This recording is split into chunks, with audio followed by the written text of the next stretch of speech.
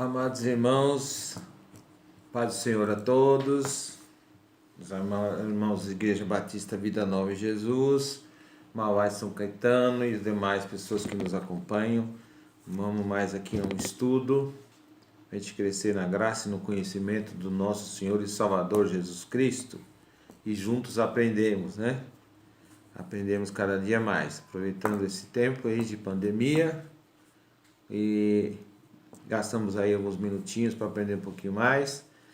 Não consigo gravar muito mais pela restrição aqui de celular e Wi-Fi, né? Mas tento ser o mais objetivo possível, né? Para passar aí para vocês algum entendimento. E quero falar hoje sobre algo, nós estamos vivendo nesse momento, no mundo todo, no nosso país, onde nós moramos, na nossa vida. Quero falar um pouquinho sobre algo que tem afligido as pessoas, que tem colocado muita dificuldade, muitos obstáculos na nossa vida cristã, que é uma palavrinha chamada medo. Medo. E o que seria então o medo? Eu quero falar com vocês hoje. O que nós podemos aprender para vencer essa dificuldade, essa barreira? Muitos não saem mais de casa, eu até respeito e entendo, mas acho que é um pouco de exagero, né? Não adianta nada tanto cuidado se Deus não guardar, né? Em vão vigia o sentinela se Deus não guardar a casa, não é? Nós conhecemos essa passagem, o Salmo. E temos que vigiar sim, tomar todo cuidado com a nossa saúde, mas o medo tem feito as pessoas deixarem de viver, se esfriarem na fé.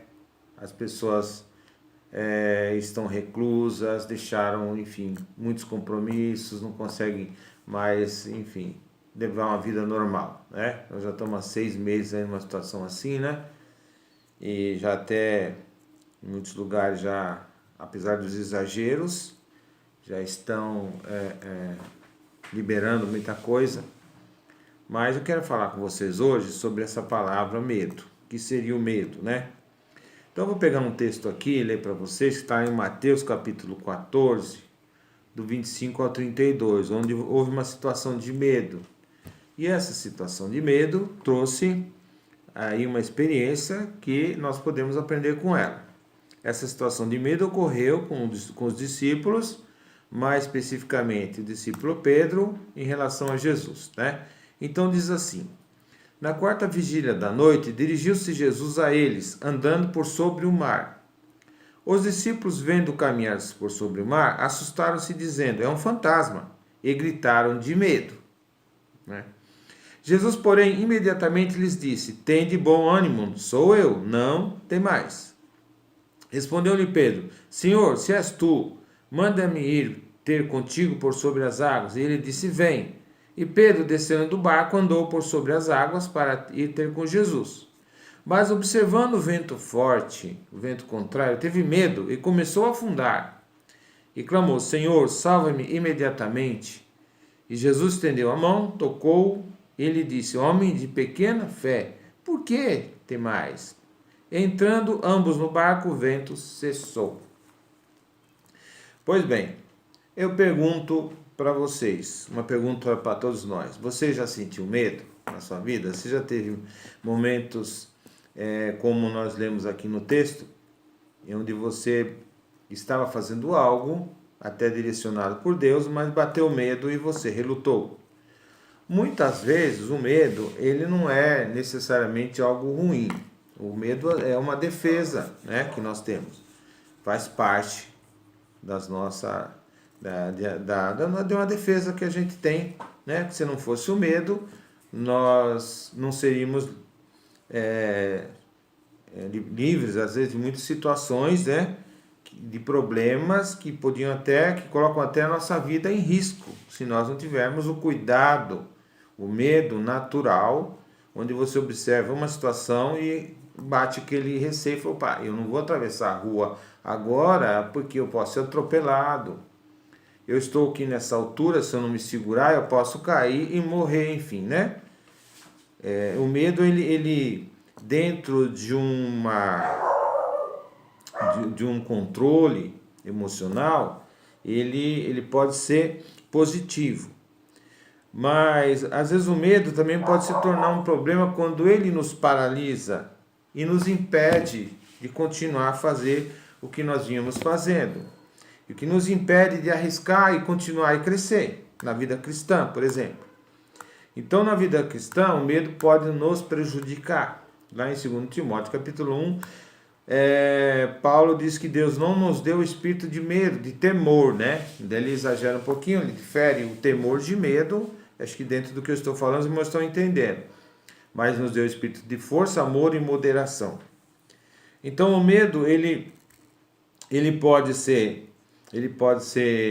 natural, algo natural dentro de um limite, mas ele pode também te atrapalhar a sua vida. Então, primeiro, o medo pode nos fazer afundar. É o que estava acontecendo com Pedro, né? Eu quero destacar aqui algumas coisas. Primeiro, o medo pode nos fazer afundar. Pode fazer com que aquilo que nós estávamos, aquela direção que nós tínhamos tomado, orientados por Deus, veio um obstáculo, veio algo para nos atemorizar e fazer com que a gente afunde na nossa vida, nos nossos problemas e desista por causa do medo. Quando nós olhando para esse texto, no versículo 30, nós vemos que Pedro tinha recebido uma palavra de Jesus que gerou confiança a ele. Pode vir, né? Quando Pedro disse para ele, se é o Senhor, manda aí até aí, quer dizer, ele espera Jesus mandar. E Jesus fala, pode vir que sou eu, não temas. E Pedro vai então. Porém, quando ele sente o vento que vem ao contrário, aquele vento que o atemoriza, ele começa a afundar. Aquela confiança, aquele arrojo, aquela coragem que fez ele andar sobre as águas, bateu um medo acima do normal, porque tinha vencido aquela primeira barreira, e ele começa a afundar. Então o medo pode fazer com que a gente venha afundar nos nossos sonhos, nos nossos projetos, naquilo que a gente tem de promessa na nossa vida. O medo, ele pode nos atrapalhar, fazendo que a gente afunde. Segundo, o medo faz a gente esquecer das palavras e das promessas de Deus. Quando Pedro reparou no vento, no versículo 27, teve medo, esqueceu da palavra que tinha recebido. Então, eu e você, muitas vezes, podemos esquecer o que aconteceu atrás, onde que Jesus nos chamou para algo. Jesus nos tirou de uma situação. Eles estavam ali no barco, sem direção, sem saber o que fazer, no meio da tempestade. Uma palavra de Jesus pode ter tirado você de uma situação difícil, de um passado não muito bom, e você tomou uma direção. Mas o medo faz você esquecer aquela promessa que você tinha lá atrás. E bateram as dificuldades, veio o medo, como estamos vivendo hoje, muitas situações de medo, muitas pessoas estão esquecendo do seu ministério, do seu chamado, da sua vida com Deus. Não estou aqui julgando ninguém, estou falando do modo geral, por tudo que a gente observa. E por quê? Porque o medo faz a pessoa recuar e faz a pessoa esquecer do que Deus tem preparado nas nossas vidas, né? Você quer ser um vitorioso? Não olhe para os obstáculos, não olhe para as lutas, não olhe para as dificuldades, não olhe para os ventos contrários, né? Busque olhar só para Jesus, autor e consumador da nossa fé, e tenha atenção no que ele diz. Vença o medo e lembre-se do chamado que ele tem na tua vida. Não deixe que nada possa impedir esse chamado que ele tem na sua vida. Terceiro, o medo impede a aperfeiçoação, a você ser aperfeiçoado. O medo impede que você seja aperfeiçoado. O medo faz com que você leve uma vida muito rasa no Espírito Santo. Você não consegue se aprofundar. Você vai até um ponto, não consegue avançar, porque sempre um obstáculo, uma dificuldade, um medo, né? Pedro começou a observar isso e ele não consegue mais avançar. Ele foi até um ponto, ele foi arrojado até um determinado momento, mas o medo foi maior do que o chamado que ele tinha. Então vença o medo e continue, e arrisque, vá em frente, Jesus é contigo. Você quer crescer em intimidade com Deus e conhecimento? Vença o medo e aprenda com Ele, obedeça, confie em Deus e Ele vai te dar vitória. O Salmo 91, 5 diz assim: Não te assuste do terror noturno, nem da seta que voa de dia, nem da peste que se propaga nas trevas, nem da mortandade que assola ao meio-dia. Vão cair 1.000 ao teu lado, 10.000 à tua direita, mas você não será atingido. Olha, que texto tão atual, quando o salmista escreveu isso aqui. Muito antes de Cristo até. E um texto atual. Não se assuste com o terror noturno, com as notícias que vêm, com a peste que está aí, rodando nas proximidades do nosso mundo, no nosso país, na nossa sociedade, e nem da mortandade, estão morrendo mortandade, que significa muitas mortes. Não se assuste, Deus é contigo. Se não chegou a sua hora, você está procurando fazer as coisas se guardando, tomando todo cuidado, não tem que se assustar. Deus está te guardando, acima de todo cuidado que você tem, Ele é muito maior, viu? O Salmo 118, 6 também diz assim, é o mesmo que diz lá em Hebreus 13, 6. Salmo 118, 6 diz assim: O Senhor está comigo, não temerei o que me possa fazer o homem. O Senhor é contigo. Não, nada pode fazer você temer. Nada pode fazer com que você saia daquilo que Deus colocou no teu coração, a direção que Ele pôs na tua vida. Nenhum obstáculo, nada pode fazer.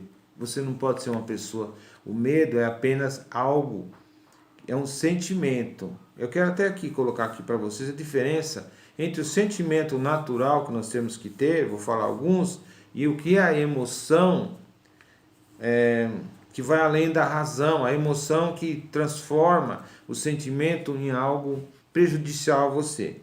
Por exemplo, um sentimento de alegria. Alegria não é um sentimento? Não é importante você ter alegria? Assim como a gente tem um medo, a alegria é um sentimento importante. Mas a emoção, a coisa quando vai além dos limites, torna-se em euforia.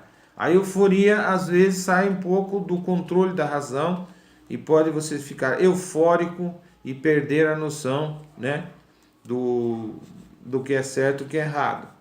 Outro sentimento, tristeza, é um sentimento. Jesus ficou triste.